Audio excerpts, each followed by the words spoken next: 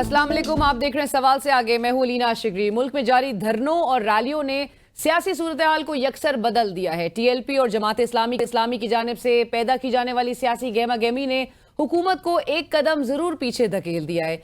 जब बिजली के बिलों की वजह से भाई भाई को कत्ल कर रहा हो, हालात ये हो कि एक घर में बिजली के बिल और इलाज में इंतखाब करना पड़े और मरीज खातून दिल बर्दाश्ता होकर अपनी जान दे बैठे, तो ये कहना गलत ना होगा कि मौजूदा सूरत हाल की जिम्मेदार सिर्फ और सिर्फ हुकूमत है। आईपीपीज के मामले की बात ले लीजिए, इस पर हुकूमत कितनी संजीदा है, जरा आपको वो ही दिखाते। मौजूदा सूरत हाल को देखकर लगता है कि हम एक गोल दायरे के चक्कर लगा रहे हैं, क्योंकि माशी इस्तेकाम तो बराह रास्त सियासी इस्तेकाम से मुंसलिक है। और परेशान कुन बात यह है कि हुकूमत और ऑपोजिशन दोनों ही इस नुक्ते पर संजीदा नहीं नजर आती। ऑपोजिशन सियासी क़यादत से बात करने को तरजीह देने के बजाय आर्मी चीफ को दरख्वास्त भेज रही है कि आप न्यूट्रल हो जाएं। हालांकि एक मौके पर इमरान खान साहब खुद कहा करते थे और कह चुके हैं कि न्यूट्रल तो जानवर होता है। आज भी जेल में सहाफियों से गुफ्तगू में बानी पीटीआई ने मफाहमत के बरक्स वफाक को पावर जो है वो पावर मसल दिखाने का इरादा जाहिर किया है। और खान साहब का कहना है कि इस्लामाबाद में हमें जलसे की इजाजत नहीं मिल रही, हमारे कारकुनान को गिरफ्तार किया जाता है। फैसला किया है कि 5 अगस्त को स्वाबी में बड़ा पावर शो करेंगे। केपी और पंजाब के बॉर्डर पर जलसा करेंगे, जिसमें मुल्क भर से कारकुनान शिरकत करेंगे। जलसे का फैसला इसलिए किया कि दिखाएंगे कि मुल्क में किस पार्टी की पावर है। मगर बहरहाल ये जिम्मेदारी हुकूमत पर ज्यादा आयद होती है कि वो सियासी दर्जा हरारत को कैसे कम करे और माहौल को कैसे साजगार बनाए, ताकि सियासी इस्तेहकाम के जरिए जो फाइनेंशियल स्टेबिलिटी है, जो माशी इस्तेहकाम है, वो हम जरूर हासिल कर सके। लेकिन यहाँ भी बहरहाल हुकूमत का एक फेलियर नजर आता है। ऐसा लगता है कि हुकूमती रहनुमाओं की आपस में ही कोई हम आहंगी नहीं है। एक रोज अगर वफाकी वजीर पेट्रोलियम मुस्तदिक मलिक साहब ऑपोजिशन को मुज़ाकरात की दावत देते हैं और फिर वापस से विड्रॉ कर लेते हैं अपनी पोजीशन से, लेकिन अगले ही रोज इरफान सिद्दीकी साहब भी कहते हैं और आज के दिन उन्होंने ये बात कि अब मुज़ाकरात की कोई पेशकश नहीं होगी। पीटीआई ने मुज़ाकरात करने हैं तो जिस तरह अर्जियां लेकर दूसरे दरवाजे पर गए हैं उसी तरह इस दरवाजे पर आए। जब पीपल्स पार्टी ने कहा आए हम आपकी सपोर्ट करते हैं, तो क्यों सपोर्ट लेके हुकूमत नहीं बनाई? क्योंकि सुलझाना आपका मकसद नहीं था, उलझाना था मकसद। हम दोबारा आपसे कहते हैं आइए बात करें। देखिए, हम पेशकशें कर करके थक चुके हैं। ये पेशकशें का ज़माना अब ख़त्म हो गया है, अब अर्जियों का ज़माना शुरू हो गया है। अब हमारी तरफ से ये रोज़ रोज़ की पेशकशें, रोज़ रोज़ के नाज नखरों का ज़माना गुजर चुका है। और आज सुप्रीम कोर्ट में 1 साल बाद सीनियर सहाफ़ी शहीद अरशद शरीफ के केस की समाअत हुई, जो कि महज 4 मिनट में ही खत्म हो गई, क्योंकि इस केस की समाअत पहले 5 रुकनी बेंच कर रहा था और आज केस 3 रुकनी बेंच के सामने लगा हुआ था। क्या ये इंतजामी गलती का नतीजा था? क्योंकि 3 रुकनी बेंच की सरबराही करने वाले जस्टिस मंसूर अली शाह साहब भी हैरान रह गए कि शायद ये केस गलती से हमारे सामने लग गया है। अफसोस के साथ कहना पड़ता है कि सहाफती शोबे का एक बड़ा नाम अरशद शरीफ साहब के कत्ल को 2 साल होने को है और उनके अहले खाना ताहाल इंसाफ के मुतलाशी हैं। कीनिया जैसे मुल्क में इंसाफ हो गया, मगर अपने मुल्क में 1 साल बाद समाअत का होना और इंतजामी गलती के बायस समाअत का गैर मुय्यना मुद्दत तक मुलतवी हो जाना इंसाफ के कत्ल के मुतरादिफ है। और नाज़रीन, इस वक्त हमें प्रोग्राम में ज्वाइन करें सीनियर सहाफ़ी तज्ज़ियाकार मोहम्मद मालिक साहब और सीनियर सहाफ़ी तज्ज़ियाकार काशिफ अब्बासी साहब। आप दोनों का बहुत शुक्रिया करने के लिए। मालिक साहब, आई बिगिन विद यू। आज अरशद शरीफ साहब का केस तकरीबन कोई 1 साल के बाद सुप्रीम कोर्ट में लगा, और ये कैसे हो गया मालिक साहब के इतने कैजुअली सुप्रीम कोर्ट ने 3 रुकनी बेंच के आगे ये केस लगा दिया? इतना बड़ा ब्लंडर आपके ख्याल में किसकी गलती थी? I'll choose my words very carefully। आप भी वहीं थी, हम सारे वहाँ थे सुबह। देखें, उन्होंने एक इंटरेस्टिंग बात उन्होंने पॉइंट आउट की जस्टिस मंसूर अली शाह साहब ने। उन्होंने कहा कि ये केस कमेटी में नहीं आया और ये केस लगा दिया चीफ जस्टिस साहब ने।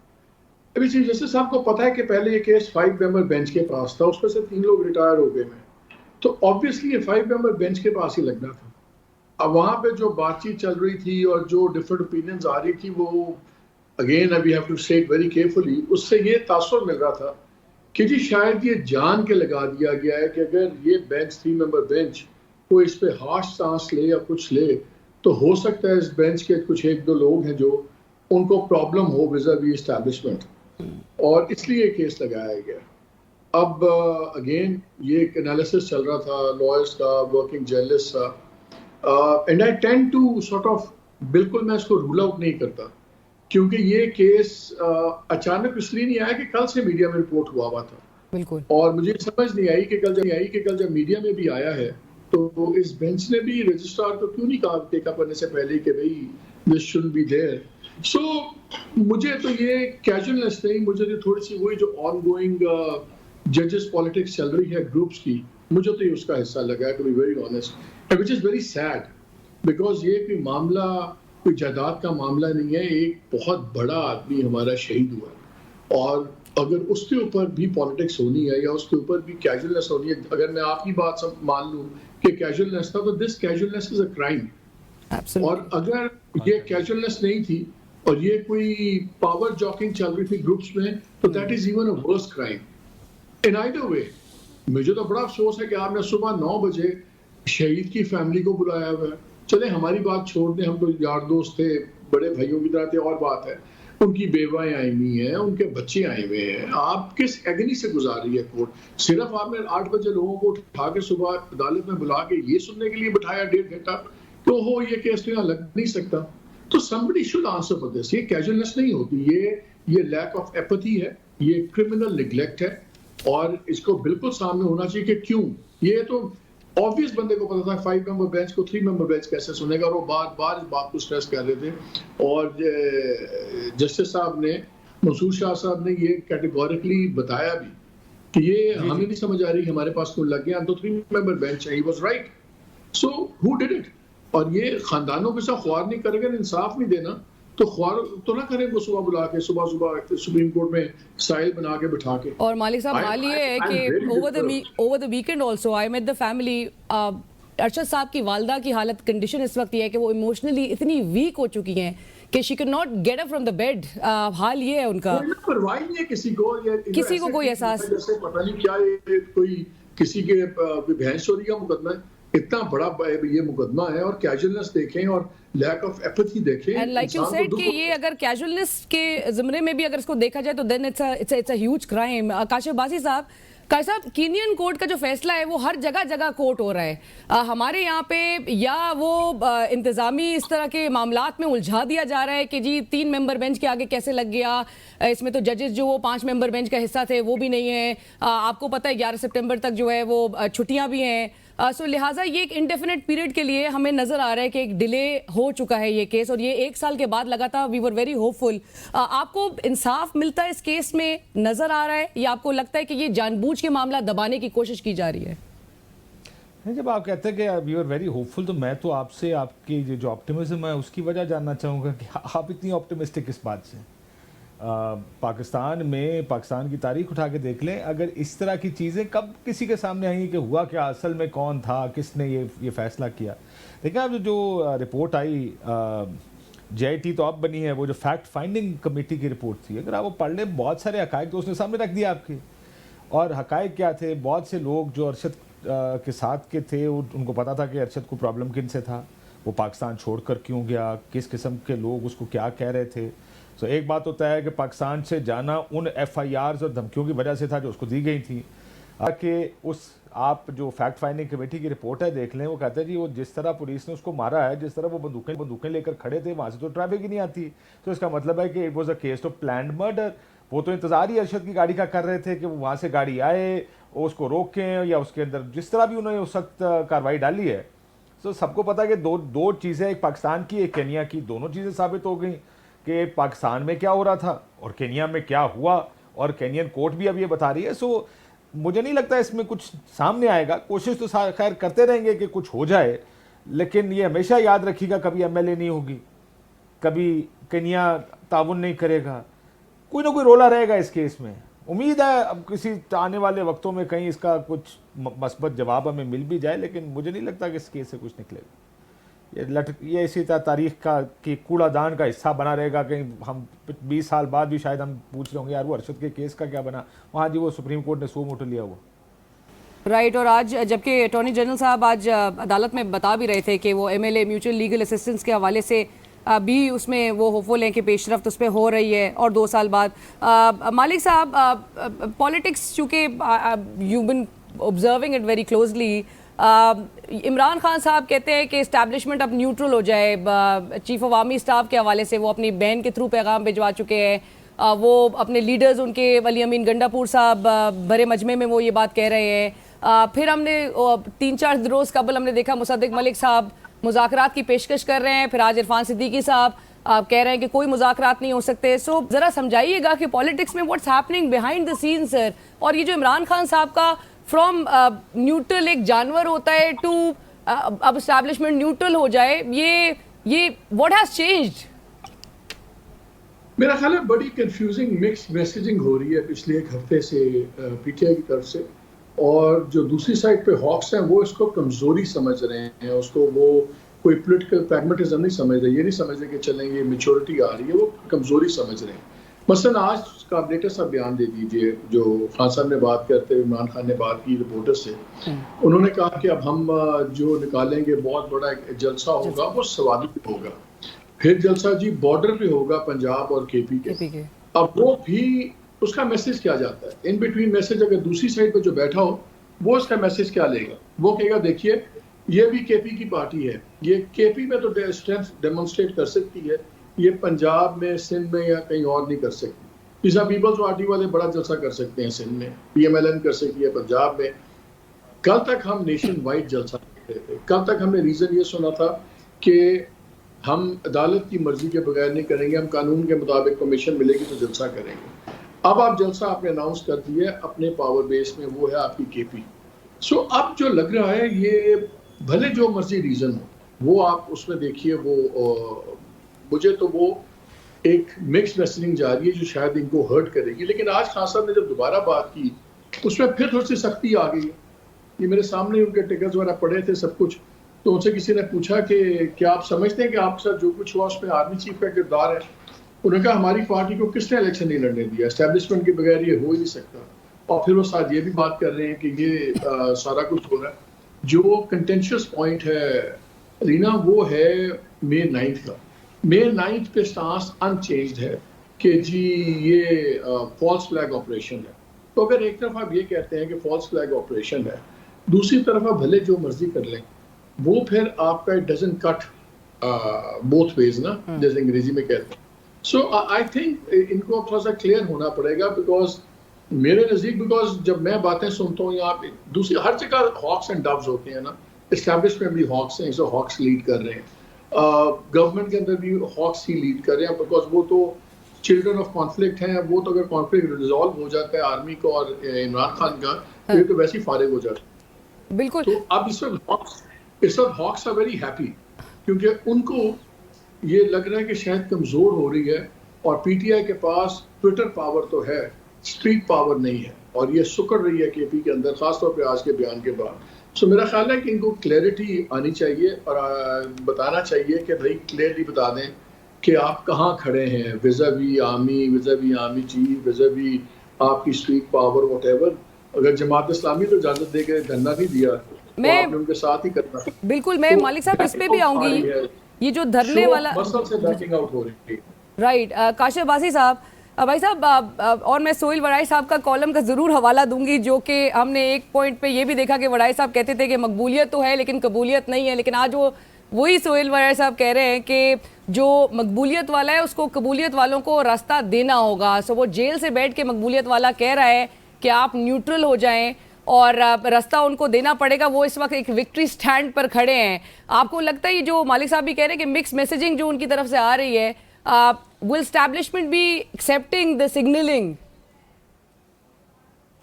नहीं, मुझे तो बड़ा मुश्किल लगता है जी इस वक्त भी कि एस्टैब्लिशमेंट कोई एक्सेप्ट करे कुछ। लेकिन मैं तरीके इंसाफ को अगर मैं पिछले 15-20 साल में जितना जानता हूँ ना, कोई अमूमन उनके बयानात कोई स्ट्रैटेजी के तहत नहीं होते हैं। अभी आपने कहा एस्टैब्लिशमेंट न्यूट्रल हो जाए, और आपने खुद ही कहा इमरान खान साहब कहते हैं जानवर होता है न्यूट्रल, इंसान कब न्यूट्रल होते हैं। उन्होंने कहा चौकीदार कभी मुल्क का न्यूट्रल हो सकता है, और अब कहना, और ये स्पेशल बयान दिलवाया गया अलीमा खान बाहर आई, उन्होंने कहा खान साहब का एक पैगाम है आर्मी चीफ के लिए, और उसमें फिर ये कहा गया कि जनाब आप न्यूट्रल हो जाए। मतलब क्या है कि न्यूट्रल हो जाएंगे तो क्या होगा? क्या आपके कहने से हो जाएंगे? क्या खान साहब वाकई इतने नाइव हैं? वो कह रहे हैं कि मैं अलीमा खान को कहूँगा, वो बाहर जाएगी, प्रेस कॉन्फ्रेंस करेगी, एक प्रेस कॉन्फ्रेंस में ये पैगाम देंगी, और सडनली आर्मी चीफ सोचेंगे हाँ यार अब पैगाम आ गया तो मुझे न्यूट्रल हो जाना चाहिए। Will it have an impact? I don't think so. क्या जो फैसला फौज ने ऑलरेडी किया हुआ है, जो सारों को बताया भी जा रहा है बार बार कि खान साहब ने तो बाहर नहीं आना, फिलहाल ये हुकूमत कहीं नहीं जा रही, सो मुझे तो उस पॉलिसी में इधर कोई तब्दीली नज़र नहीं आ रही और इस तरह के बयान का फ़ायदा कोई नज़र नहीं आ रहा कि इससे आखिर अचीव क्या करना चाह रहे हैं तहरीक इंसाफ या इमरान खान साहब। एक तरफ आपने एक ऐसी जगह पे ले आए हालात को जहाँ लग रहा था कि you are in total control, अंदर बैठ के भी कंट्रोल किसके हाथ में? कंट्रोल इस वक्त भी तहरीक इंसाफ इमरान खान साहब के हाथ में, हर चीज़ उनके गिर्द घूम रही है, सियासत उनके गिर्द घूम रही है। आज भी आप बात कर रहे हैं तो उस पैगाम की आप बयान की बात कर रहे हैं जो इमरान खान साहब जेल से दे रहे हैं। ऐसे में इस तरह की स्टेटमेंट्स मेरी समझ से बाहर है कि वो क्यों दे रहे हैं, इसका फ़ायदा कोई है नहीं, है तो नुकसान भी कोई नहीं, लेकिन वैसे ही एक बहस शुरू हो जाती है, खान साहब यूटर्न फिर ले लिया, आप तो ये कहते थे, आप तो ये कहते थे। मुझे इन चीज़ों में कोई मेरा ख्याल है वैसे ही कहीं जहन में आया तो कह दिया चल यार पैगाम बयान दे दो, हो सकता है बैकडोर कोई बातचीत हो रही हो उसकी बुनियाद पर ये पैगाम दिलवाया गया हो। मैं बड़ा डाउट कर, मेरे लिए बड़ा I seriously doubted, I still believe कि फ़िलहाल दोनों तरफ से कहीं लचक कम से कम इस्टेब्लिशमेंट की तरफ से नहीं है तहरीक इंसाफ के लिए, फ़िलहाल कम से कम नियर फ्यूचर में तो नहीं है। हालात आगे क्या बनते हैं, बिजली के बिल, ये हालात आप देख रहे हैं कि आहिस्ता आहिस्ता जो मईशत है वही गले का फंदा बन और रही है। ऑलरेडी है कि एक हुकूमत जो कि धरनों से निमटती हुई दिखाई देना शुरू हो चुकी है। मालिक साहब, ये अगेन धरने आपको लगता है कि ऑर्गेनिक धरने हैं? पहले टीएलपी के साथ इन्होंने मुज़ाकरात करके उनको घर भेजा, अभी जमात इस्लामी है जो ऑलरेडी थ्रेट दे चुकी है कि रावलपिंडी से हम इस्लामाबाद की तरफ भी रुजू कर सकते हैं। सो ये एक एक्सटर्नल प्रेशर है जो कि एग्जर्ट किया जा रहा है मौजूदा हुकूमत में, निमटा सकेंगे? और वही सवाल जो इस्टेब्लिशमेंट अगर न्यूट्रल हो जाती है मालिक साहब, तो फिर ये हुकूमत आपको कितने दिन चलती हुई नजर आ रही है? आज फवाद चौधरी साहब से बड़े किसी ने सवाल किया तो उन्होंने आगे से कहा कि मुश्किल से 2-2.5 घंटा। नहीं, मुझे पहले बताया ना कि न्यूट्रल होगा क्यों। असल चीज़ तो ये है, आप इतने ज़्यादा पत्ते जब लगा देते हैं तो वो आप मजाक में नहीं करता, ये कोई मजाक नहीं चल रहा, ये कोई कैजुअल गेम्स नहीं चल रही, ये पार गेम्स हैं जहाँ पे सर लगे हुए हैं, यहाँ पे एस्टैब्लिशमेंट का भी सर लगा हुआ है, इमरान खान का भी सर लगा हुआ है, जो इस रूलिंग अलायंस है इन लोगों के भी सर लगे हुए। It is not a casual thing कि आपके अच्छा 2 बयान आएंगे तो ठीक हो जाएंगे। देखिए, ताकत से ताकत बात करती है। जब इमरान खान साहब ने बहुत ज़्यादा हार्श टांस लिया तो एक चीज़ तो स्टैब्लिश हो गई अब पॉपुलैरिटी का 8 फरवरी के बाद कि पीपल्स पावर उनके साथ है। क्लियरली एक इसमें कोई ज़्यादा बहस हो नहीं सकती।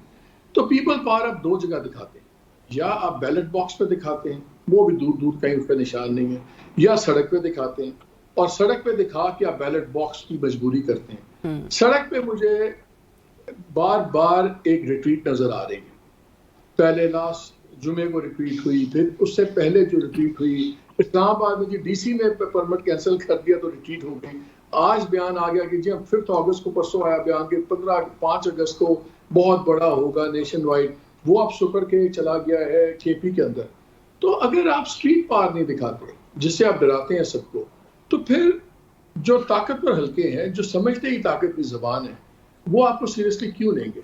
उसके ऊपर जब आप मैसेजेस करते हैं और सडनली कल तक जिनको आप इल्ज़ाम लगाते थे कि ये मेरी अहलिया को कत्ल कर देंगे तो मैं जिंदा नहीं छोड़ूंगा, उसको उमर यूब साहब भी सिफा सलार कह रहे हैं, उसको वो भी सिफा सलार कह रहे हैं, उनको आपकी हमशीरा भी कह रही हैं। जैसे मैंने कहा ना, ये बड़ा ही कंफ्यूजिंग मैसेज है। अगर आप मेरे से आज पूछें कि who is the bigger target of Imran Khan, अगर मैं बयानों पे जाऊँ, क्या वो आर्मी चीफ हैं? मुझे तो सडनली लग रहा है कि शायद शहबाज शरीफ ज़्यादा है, बोलो बयानिया ये बन रहा है पीटीआई का कि जी ये हमारे से लड़ा रहे हैं। कल तक ये रेलिवेंट थे कि इनकी औकात कोई नहीं है, हम इनसे बात क्यों करें। आज वो इतने शाने हो गए हैं कि वो लड़ाई करवा रहे हैं, वो फ्रिक्शन क्रिएट कर रहे हैं। बिल्कुल। So you know these are so many contradictions, flip flops. और जब ये पहले दिन बयान आया था कि जब पहले दिन पैगाम दिया कि हम आसिम मुनीर साहब के लिए पैगाम दे रहे हैं, तो हमने उस दिन भी ये बात की थी। अब देखना ये होगा कि बयानिया कितने दिन रहता है और क्या इस पर फ्लिप फ्लॉप होता है कि नहीं। मुझे आज के बयान के बाद मुझे लग रहा है कि हम अब दोबारा पुराने बयानी की तरफ जाते हमें नजर आएगी, बिकॉज आई डोंट थिंक 1-2 बयानों से इनको वो रिएक्शन मिला है या वो रिस्पांस मिला है जिसका ख्याल होगा कि अगर हम थोड़ी सी नरमी करें तो देखते हैं क्या रिस्पांस आती है। वो रिस्पांस तो नहीं आई, बल्कि और सख्तियां बढ़ रही हैं। सो आई थिंक अभी मोर ऑफ द सेम ही चलेगा। राइट काश साहब, आखिरी सवाल। ये जो मालिक साहब भी कह रहे हैं कि 5 अगस्त को बहरहाल पाकिस्तान तहरीक इंसाफ अपना जलसा और एक वो जो स्ट्रीट पावर है, पार्टी की पावर है, उसको बज़ाहिर उसका इजहार करने के लिए हमें नज़र आ रही है एडमेंट, और दूसरी तरफ जहाँ पर इस्टेब्लिशमेंट के भी रोल की बात आती है, ये कॉन्फिडेंस पाकिस्तान तहरीक इंसाफ को काश साहब कहाँ से मिल रहा है कि गुज़िश्ता हफ्ते हमने देखा उमर अयूब के थ्रू उन्होंने एक पैगाम इमरान खान साहब ने भेज दिया कि कौम री इलेक्शन की तैयारी करे, फिर गुज़िश्ता हफ्ते ख्वाजा आसिफ साहब ने भी जिक्र किया कि नवंबर में एक सुप्रीम कोर्ट में पिटीशन आएगी। वो इनको ट्राइब्यूनल्स की उम्मीद है कि जो इलेक्शन ट्राइब्यूनल्स हैं लाहौर हाई कोर्ट के और इस्लामाबाद हाई कोर्ट का, वो ऐसे फैसले करेंगे कि फिर फिजा बन जाएगी और अक्टूबर में चीफ जस्टिस चेंज हो जाएंगे। ये उस पे उम्मीद है, इसकी उम्मीद किसी और से मुझे नजर नहीं आती। और ख्वाजा आसिफ साहब को डर है कि काजी साहब के बाद शायद इलेक्शंस की मामला जो है वो खुल जाएगा। काजी साहब, आपको मामला जाते हुए किधर दिखाई दे रहा है? आपको लगता है कि री इलेक्शन तक जो इमरान खान साहब सोच रहे हैं, री इलेक्शन तक मामला आ सकता है? नहीं, री इलेक्शन पे आ तो सकता है, अगर हालात मैनेज ना हुए, यानी अदालतें मैनेज ना हुई, तो मामला री इलेक्शन पे ही जाएगा। ये तो अब दिनों की बात रह गई है। ये जो ट्रिब्यूनल्स का जिक्र कर रहे हैं कि असल अब आगे का जो मामला है वो ट्रिब्यूनल्स के ऊपर नजर रखें। अगर अदालतें ट्रिब्यूनल्स को कायम रखती हैं और हाई कोर्ट के जजेस उसी पैमाने पर अगली आने वाली सीटों को देखते हैं कि आप अपने फॉर्म 45 लेकर आएँ, जो जीतने वाले हैं साथ एक बयान हल्फी ले आएँ, और वो 2 फॉर्म 45 या 3 फॉर्म 45 को आपस में मैच करेंगे और देखेंगे कि फोरेंसिक करा के कि कौन सा फॉर्म 45 ठीक है। या ये हो सकता है like a deck of cards, ये सारे का सारा घर गिर जाए, और ये महीनों की बात, ज़्यादा से ज़्यादा 2-3 महीनों में ये काम शुरू हो जाएगा अगर ट्रिब्यूनल्स अपना काम डे टू डे हेयरिंग्स के साथ या जल्दी हेयरिंग्स के साथ शुरू कर दें। तो ये सबसे बड़ा मसला है जो हुकूमत को नज़र आ रहा है, ये सबसे बड़ा मसला है जो इस वक्त इस्टेब्लिशमेंट को नज़र आ रहा है कि अदालतों को फिलहाल मैनेज करने में हर कोई अभी तक नाकाम रहा है। तभी तो आपको अदालतों के खिलाफ इतनी हॉस्टिलिटी नज़र आ रही है।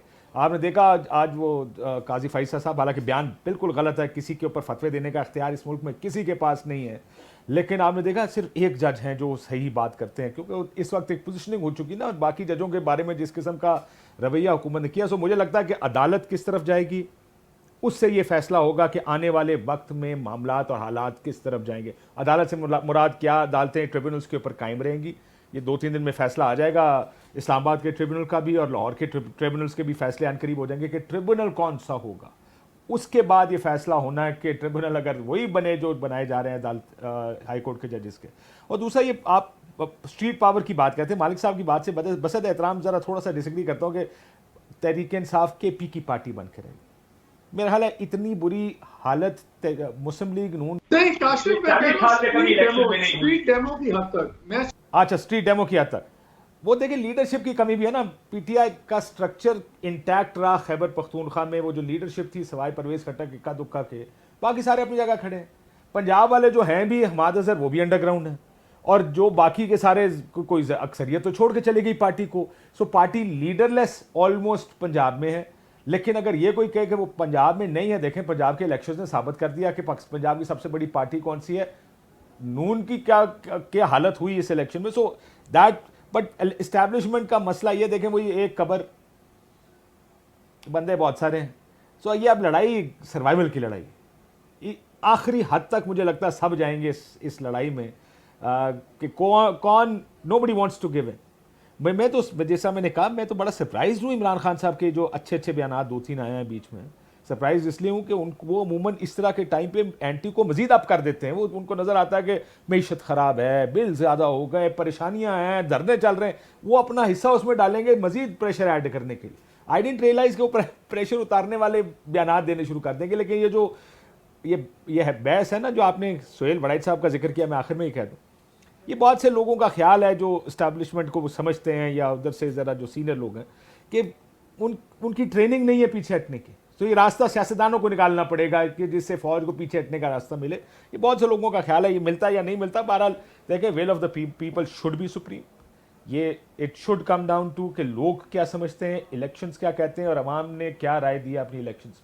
ये फैसला होना, इस बुनियाद पे फैसला होना चाहिए मुल्क का। इस बुनियाद पे नहीं होना चाहिए कि कोई क्या सोचता है कि हमारे ख्याल में किसको जिता देना है, किसको हरा देना। इस बुनियाद पे फैसला नहीं होना। बिल्कुल, but thank you so much, बहुत शुक्रिया काशिफ वासी साहब, मोहम्मद मालिक सर फॉर जॉइनिंग अस। हमारे साथ मौजूद है सीनियर सहाफ़ी तज्ज़ियाकार मोहम्मद मालिक साहब, काशिफ वासी साहब, जिन्होंने कहा कि सर्वाइवल की लड़ाई है, आखिरी हद तक सब जाएंगे। लेट्स सी मुल्क के लिए किस तरह से सिचुएशन अनफोल्ड होती है, तनाव है और भरपूर तनाव हमें नजर आ रहा है इदारों के दरमियान, पॉलिटिकल एंटिटीज के दरमियान। एक तरफ हुकूमत जो है वो धरनों से निमट रही है, ये धरने किस हद तक ऑर्गेनिक है, इस पर भी एक बहुत बड़ा सवाल है। लेकिन इमरान खान साहब की तरफ से, जिस तरह मालिक साहब ने कहा कि एक मिक्स्ड मैसेजिंग है जो कि उनकी तरफ से आ रही है। कभी वो कहते थे कि न्यूट्रल जो है वो जानवर होता है, न्यूट्रल कैसे हो गए आप, और अभी उनको बाकायदा तौर पे न्यूट्रल होने का एस्टैब्लिशमेंट को जो है उसकी रिक्वेस्ट भिजवाई जा रही है through family, through leaders. So let's see आगे से रिस्पॉन्स उनको किस तरह का मिलता है। प्रोग्राम में वक्त हुआ एक ब्रेक का।